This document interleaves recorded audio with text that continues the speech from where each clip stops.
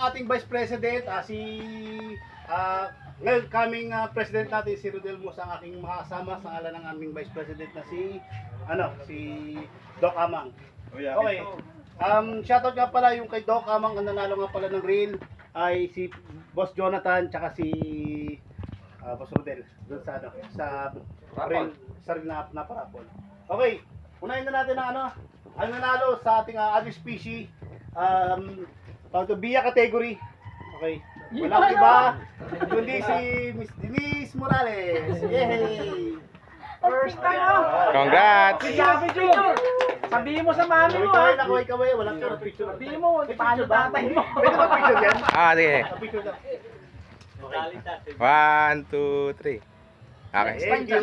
Hindi na to liligtas. Okay. Sasama ulit sa Kasama na yan. Ang nag-champion. Hindi, madalas kami kay Aling Nene. Ang nag-isa na yan. Baka pagka... Dalag category sa nag-isa na kauli ng Sumama na dalag. rin. Dapat buntik ko na sana Tapos, naman ang matalo. masakit, Kaso hindi. tinalo ka pa rin. Ang kilo niya is 550 grams.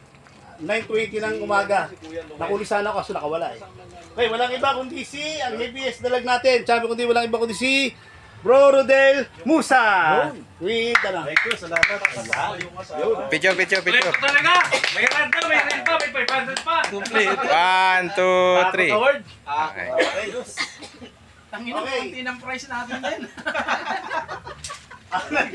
Ang nanalo. Ito, dikit ang laban. Wala nang ibang nagsaga. Ang matyaga ang mga naglaban. Ang nakakuha ng pieces. Boss Jonathan, 47 pieces. And Ayungin categories ay 56 pieces.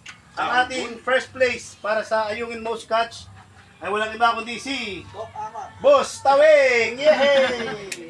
Tangay na magdama. Okay. Okay. Picture. 1, 2, 3. Okay. Okay. At syempre, ang matyaga rin na isa. Pero undisputed ba yun tawag doon? Undisputed. Last year na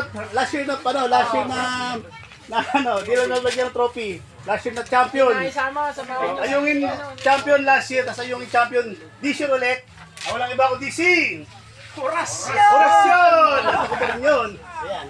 Okay. With konti lang lamang, nag-inom pa yun, partida, 58 pieces.